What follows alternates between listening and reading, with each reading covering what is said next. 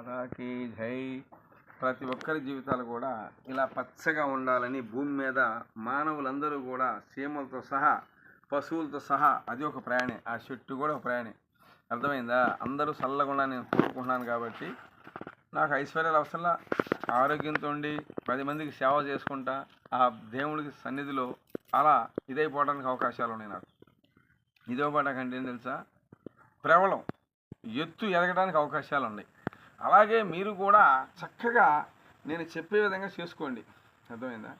మొన్న ఒక అతను అన్నాడు, అమ్మేమయ్యా 2 కోట్లు వచ్చినాయి, ఆ ఊరు 4 ఎకరాలు కొన్నాము, అబ్బాయి కొంటలా వెళ్ళిపోయాడు. ఒంటి మీద చూస్తే సరైన బట్టలు కూడా ఉండవు. చూసారా? భగవంతుడు ఎంతవరకు ఇస్తాడో అంతవరకే మనం పాకాలి. కానీ ఆ కొండకి దిగుతామంటే అది ఎవ్వరూ కూడా సాధ్యం కాని పని. అది ఎక్కే వాళ్ళకే తెలుసుద్ది. అర్థమైందా? దాని ఎత్తు ఏంటో, దాని దారిలో ఏముంటాయో అనేది ఆ జీవాల్ని తోలుకెళ్ళి మేపే వాళ్ళకే తెలుసుద్ది. అది నువ్వు నేను ఎక్కుతాం ఆ కొండ, మన వల్ల కాదు. అట్లాగే ప్రతి ఒక్కరికి కూడా భగవంతుడు ఒక విద్య నేర్పాడు. అర్థమైందా? నువ్వు ఇల్లు కడతాం, నువ్వు చెక్కల పని చేయటం ఏంటి, ఏనొచ్చేపటికి భూములు తవ్వటం, ఏనొచ్చేపటికల్లా ఏదేదో వ్యాపారాలు చేయటం, ఇంకో అతను వచ్చేపటికల్లా సెల్లులు తయారు చేయటం, ఇంకో వాచీలు తయారు చేయటం, ఒకళ్ళు పూసలు తయారు చేయటం. ప్రతి ఒక్కరికి కూడా ఒక అంశ అంటే ఒక్కొక్క విధానం. చూసారా? ఇది ఎన్ని తరంతాలో మనకే తెలియదు. అర్థమైందా? ఎవరు ఇప్పుడున్న వాళ్ళు ఎవరు చెప్పలేరు ఇది ఎన్ని తరం అనేది కూడా తెలియదు ఎవరికి. వస్తా ఉంది, మా తాత మీ తాత కాడి నుంచి వస్తా ఉంది. మా తాత పేరు రత్తయ్య, వాళ్ళ తాత పేరు శ్రీరామయ్య, ఇక ఆయన తాత పేరు నాకు తెలియదు. తెలుసా? మా తాతగారి పేరు రత్తయ్య, వాళ్ళ నాన్నగారి పేరు శ్రీరామయ్య, మరి వాళ్ళ తాత పేరు నాకు తెలియదు. అంతవరకు తెలిసిందనమాట. అట్లాగే మా నాన్నగారి పేరు వెంకటేశ్వర్లు, ఇట్లాగనమాట. చూసారా? 3 తరం వరకే గుర్తుండదు, 4వ తరం ఎవరికి గుర్తుండదు.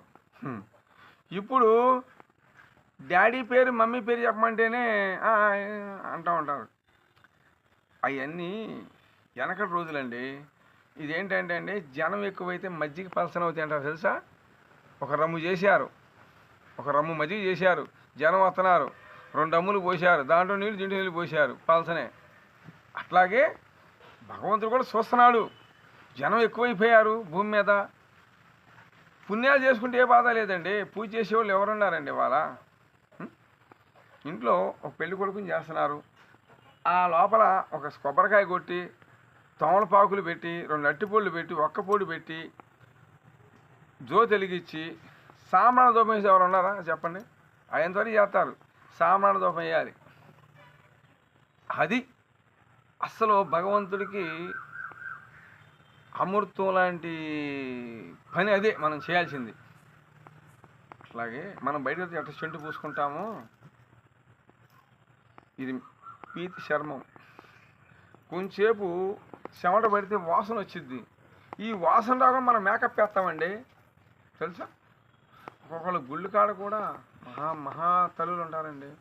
ఒకళ్ళు సాయిబాబా గుడికి వెళ్తారు, అంటే ఒకళ్ళు మెంబర్షిప్ ఉంటుందండి. అట్లాగే కొన్ని వ్యవహారాలు కానీ పాపం మహాతల్లి ఉంటారండి, పుణ్యాత్మలు లేదని చెప్పలేను, ఉంటారు పాపం. ఎవరు కష్టంతో ఎన్నెన్నో గుళ్ళకి వెళ్తూ ఉంటారు. కొబ్బరికాయలు పాపం కొట్టిన చెప్పించే తీసుకొని వచ్చేవారు కూడా ఉంటారండి. అలాగే చాలామంది కూడా వెళ్తున్నారు, నేను కాదన్నాం. వెళ్ళేసి చక్కగా మీ వంతు మీ కార్యక్రమం చేసుకొని రండి. ఇదే నేను చెప్పేది. మీ ఒంటిపై ఏమైనా చెడు పీడలు ఉన్నాయా, ఏదైనా కుటుంబంలో సమస్యలు ఉన్నాయా, మాకెవరు చేశారంటారా? అలాంటిది ఏమైనా అనుమానం ఉంటే నాకు ఎమ్మటే నా వీడియో మీద నా ఫోన్ నెంబర్ ఫోన్ చేయండి. మాది గుంటూరు జిల్లా మంగళగిరి మండలం ఎర్రబాలెం తాలూకా పోస్ట్ ఆఫీస్ సందు. ఓకేనా? జై నాగు.